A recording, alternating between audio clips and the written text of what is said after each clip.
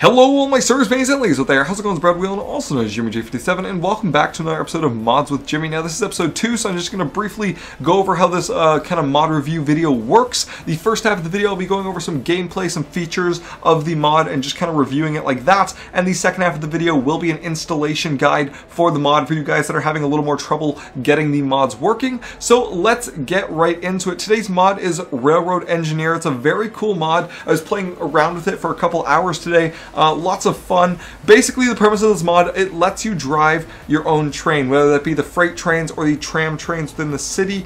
You can use both those trains with this mod, and you get to drive them. And the really cool part I found about this mod is that you can actually edit the settings yourself for all these trains. It's very customizable by that. I mean, you can set the acceleration, the max speed. You can even have manual derailment, so you can actually derail your own trains, whether it be manually or by just going too fast and flipping over a too tight of a corner, that kind of thing. So it's actually lots of fun.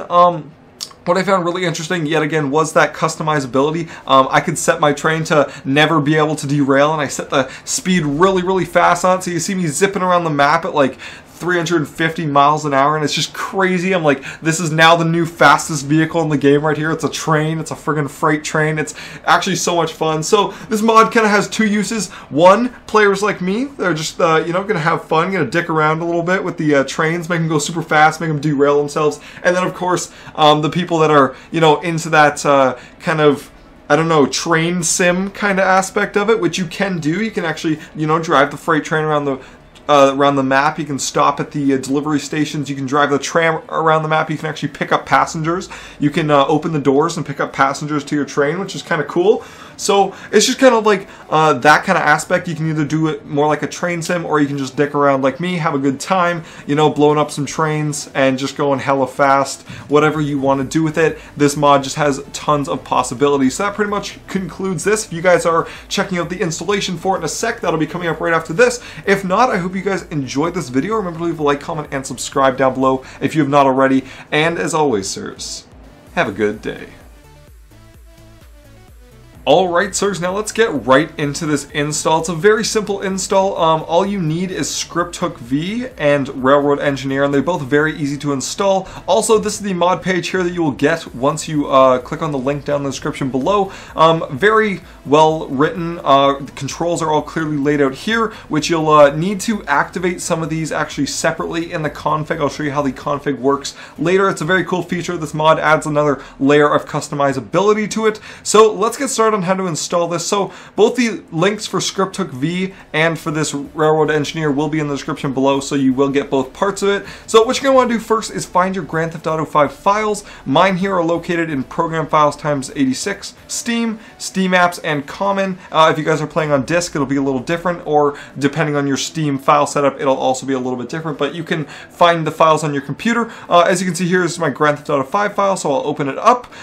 So now to install these mods, it's very easy. First, we're going to start with Scripthook V. If you guys don't already have it, this is just a quick way on how to install it. So once you're going to open the Winrar, you're going to see a bin folder. You're going to open that bin folder, and you're going to see dinput 8 and scripthookv.dll. Now, both these you need to drag and drop into the main game directory, which is this directory right here. I was in Common. I go straight into the Grand Theft Auto 5, and this is the main game directory. So I'll grab both the dinput 8 and the scripthookv.dll, and I'll just drag and drop them in. Don't need to do that because I already have them, but you get the basic idea. Next, we have the Railroad Engineer Winrar right here. So this one, again, is very, very easy to install. You open it up, you're going to see a railroadengineer.asi and then a .ini, which is the config settings. So you're going to grab both of those, and yet again, you're going to drag those into the main game directory, and then you're done. Then the mod is installed, and you technically are good to go. You can start up the mod and it'll start working just like that.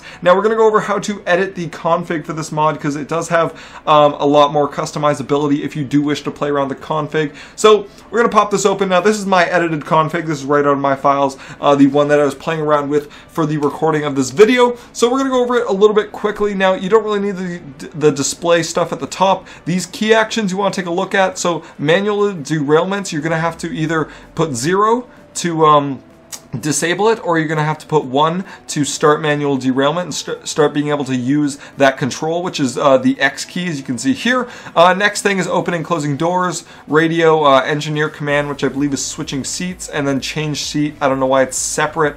In the description on the website, it kind of said they were the same thing. Not exactly sure, but that's just the way the config is set up. So you guys can look through that. Obviously 0 is to enable and 1 is to disable. They're both, it's written very clearly there, so you guys can go through that. Next thing, you're going to want to look at both the freight train and the tram stats, which is all this right here. So train models you don't want to change, you just want to leave that as freight, but this next stuff here you may want to change around. Now mine is a lot higher than was given standard. This is the speed forward, so this is like the max speed in the forward direction in meters per second, so it gives the conversion to kilometers an hour and miles per hour there. But basically, that's pretty damn fast. That is a very fast train. You see I'm going like 350, 400 miles per hour later in this video, or in the gameplay, sorry, in the previous part of the video. Also, the speed backwards, this you can change as well. That's just going in the reverse direction. Obviously, as you can tell, I wasn't planning on doing too much reversing. It was all forward momentum.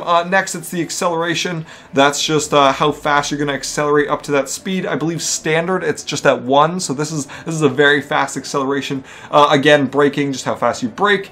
This next part about the derailment is actually very important. So if you guys are looking to do kind of what I did, turn off the derailment and just go hella fast and then manually derail yourself, which you can still do if you disable the derailment in this part. This is for the automatic derailment based on stress on the train and that kind of stuff. So you're going to see here, it's going to say derailment sensitivity. 0 is to disable derailments and 1 is maximum derailment sensitivity. So if you put 1 on, as soon as you get into a train, it's going to blow up. It's going to derail itself. So you don't want to do that unless that's what you're going for. But basically, anything close to 1 is going to be very high, and it's going to be very slow speeds, and even at those slow speeds you may still derail yourself around sharper corners, but the lower you go, the less sensitive it'll be, and you can go faster speeds without having to be derailed from the track. So as you can see here on the tram stats, these ones I didn't play around with, I was playing more with freight trains. The tram, this is the standard sensitivity that was given is 0.88, and this you're only going to be get going about 35 miles an hour, and then you're probably going to derail yourself around a fast corner. So you're going to want to watch out. If that's what you're going for, more of a train sim aspect, by all means do this.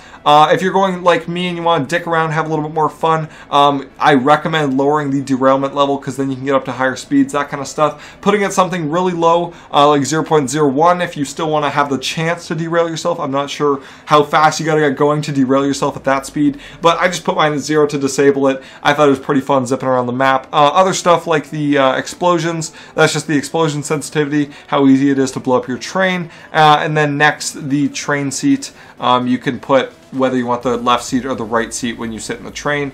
Just really minor stuff. All these same settings apply to the tram stuff down here, so if you guys want to drive the trams around the inner city, you can do that too, by all means. And that pretty much concludes the installation of this mod. Like I said, very easy to install. You will want to, you know, play around with the configuration guide. Just one more thing about the configuration, you can actually live edit the configuration while you're in the game, while the game is running. What you have to do is, once you get in a train, that is what reloads the configuration. So say I was in the configuration here, I was setting it all up, I'm done, I'm going to do file save, it loads it back into my files here, and I'm in game. All I'm going to have to do is hop into a train, and it's going to load in those new settings. If I'm already in a train, then you just got to hop out and hop back into that same train, and it will reload your new settings, your new speeds, accelerations, whatever that may be, and you'll be able to use them just like that. You don't have to restart your game or anything, because that'd be really annoying when you're, you know, trying out different tweaks and different features of those customizable configuration options. So that concludes this installation guide. I hope you guys enjoyed this entire video. I hope you guys have lots of fun with this mod. I know I did. It's a very amusing mod to use, and just, you know, a minor little aspect of the game you've never been able to explore before, driving the trains, because you can't do that in vanilla GTA. So I hope you just enjoyed this. Remember, leave a like, comment, and subscribe down below if you have not already. And as always, sirs, have a good day.